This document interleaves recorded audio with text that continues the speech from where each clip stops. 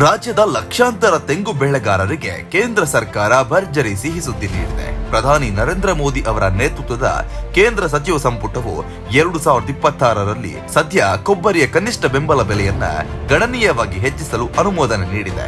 ಈ ನಿರ್ಧಾರದಿಂದ ತೆಂಗು ಬೆಳೆಗಾರರಿಗೆ ನೇರ ಆರ್ಥಿಕ ಲಾಭ ದೊರೆಯಲಿದ್ದು ಕೃಷಿ ವಲಯದಲ್ಲಿ ಸಂತಸದ ವಾತಾವರಣ ಕಂಡುಬಂದಿದೆ. ಕೇಂದ್ರ ಸರ್ಕಾರದ ಈ ನಿರ್ಧಾರದಿಂದ ಹೋಳು ಕೊಬ್ಬರಿ ಹಾಗೂ ಉಂಡೆ ಕೊಬ್ಬರಿ ಎರಡರ ಬೆಲೆಯಲ್ಲೂ ಸ್ಪಷ್ಟವಾದ ಏರಿಕೆ ಕಂಡುಬಂದಿದೆ.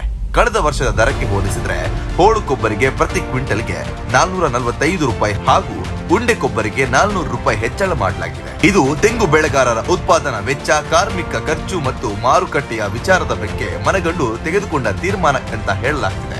2025ರ ದರ 11,582 ರೂಪಾಯಿ ಇತ್ತು. 2026ರ ಹೊಸ ದರ 12,027 ರೂಪಾಯಿ ಆಗಿದೆ.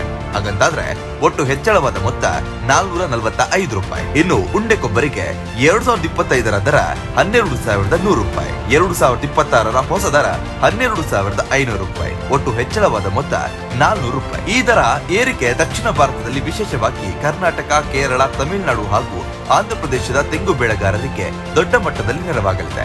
ಮಾರುಕಟ್ಟೆಯಲ್ಲಿ ಬೆಲೆ ಕುಸಿತವಾದ ಸಂದರ್ಭದಲ್ಲೂ ರೈತರಿಗೆ ಬೆಂಬಲ ನೀಡುವ ಉದ್ದೇಶದಿಂದ ಕನಿಷ್ಠ ಬೆಂಬಲ ಬೆಲೆ ಪ್ರಮುಖ ಪಾತ್ರವನ್ನು ವಹಿಸುತ್ತದೆ. ಕೇಂದ್ರ ಸರ್ಕಾರದ ಈ ನಿರ್ಧಾರಕ್ಕೆ ತುಮಕೂರು ಸಂಸದರು ಹಾಗೂ ಕೇಂದ್ರ ಜಲಶಕ್ತಿ ಮತ್ತು ರೈಲ್ವೆ ಖಾತೆ ರಾಜ್ಯ ಸಚಿವರಾದ ವಿ ಸೋಮಣ್ಣ ಅವರು ಹರ್ಷವನ್ನು ವ್ಯಕ್ತಪಡಿಸಿದ್ದಾರೆ. ಈ ಕುರಿತು ಪ್ರತಿಕ್ರಿಯಿಸಿರುವ ಅವರು, ಹಿಂದಿನ ವರ್ಷಕ್ಕಿಂತ ಪ್ರತಿ ಕ್ವಿಂಟಲ್ ಹೋಳು ಕೊಬ್ಬರಿಗೆ 445 ರೂಪಾಯಿ ಮತ್ತು ಉಂಡೆ ಕೊಬ್ಬರಿಗೆ 400 ರೂಪಾಯಿ ಬೆಂಬಲ ಬೆಲೆ ಹೆಚ್ಚಿಸುವ ಮೂಲಕ ಪ್ರಧಾನಿ ನರೇಂದ್ರ ಮೋದಿ ಅವರು ತೆಂಗು ಬೆಳೆಗಾರರ ನೆರವಿಗೆ ನಿಂತಿದ್ದಾರೆ.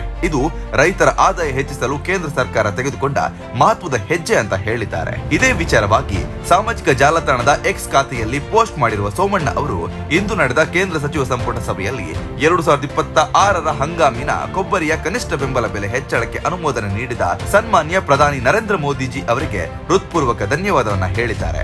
ಹೋಳು ಕೊಬ್ಬರಿಯ ಬೆಲೆ ಕ್ವಿಂಟಲ್ಗೆ 12,027 ಹಾಗೂ ಉಂಡೆ ಕೊಬ್ಬರಿಯ ಬೆಲೆ 12,500 ಆಗಿದೆ ಅಂತ ತಿಳಿಸಿದ್ದಾರೆ.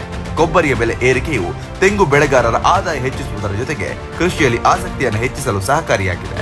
ಇತ್ತೀಚಿನ ವರ್ಷಗಳಲ್ಲಿ ಗೊಬ್ಬರ, ಕಾರ್ಮಿಕ ವೆಚ್ಚ ಹಾಗೂ ಹವಾಮಾನ ಬದಲಾವಣೆಗಳಿಂದ ರೈತರು ಸಂಕಷ್ಟವನ್ನು ಎದುರಿಸುತ್ತಿದ್ದರು. ಈ ಹಿನ್ನೆಲೆಯಲ್ಲಿ ಕೇಂದ್ರ ಸರ್ಕಾರ ತೆಗೆದುಕೊಂಡಿರುವ ಈ ನಿರ್ಧಾರವು ರೈತರ ಆತ್ಮವಿಶ್ವಾಸವನ್ನು ಹೆಚ್ಚಿಸಿದೆ. ಇನ್ನು ಇದೇ ಸಂದರ್ಭದಲ್ಲಿ 2025-26ನೇ ಸಾಲಿನ ಕನಿಷ್ಠ ಬೆಂಬಲ ಬೆಲೆ ಯೋಜನೆಯಡಿ ರೈತರಿಂದ ರಾಗಿ ಖರೀದಿಗೆ ನೋಂದಣಿ ಡಿಸೆಂಬರ್ 15ರಂದು ಮುಕ್ತಾಯವಾಗಲಿದೆ. ಇನ್ನು ನೋಂದಣಿ ಮಾಡದ ರೈತರು ತಕ್ಷಣವೇ ಹತ್ತಿರದ ಖರೀದಿ ಕೇಂದ್ರಗಳಲ್ಲಿ ನೋಂದಾಯಿಸಿಕೊಳ್ಳಬೇಕು ಎಂದು ಆಹಾರ, ನಾಗರಿಕ ಸರಬರಾಜು ಮತ್ತು ಗ್ರಾಹಕ ವ್ಯವಹಾರಗಳ ಇಲಾಖೆಯ ಜಂಟಿ ನಿರ್ದೇಶಕರು ಪ್ರಕಟಣೆಯಲ್ಲಿ ತಿಳಿಸಿದ್ದಾರೆ. ಒಟ್ಟಾರೆ ಕೊಬ್ಬರಿಯ ಕನಿಷ್ಠ ಬೆಂಬಲ ಬೆಲೆ ಏರಿಕೆ ಹಾಗೂ ಬೆಂಬಲಿತ ಖರೀದಿಗೆ ವ್ಯವಸ್ಥೆಗಳು ರೈತರ ಬದುಕಿಗೆ ಭರವಸೆ ನೀಡುವ ಹೆಜ್ಜೆಯಾಗಿ ಕಾಣ್ತಿದೆ.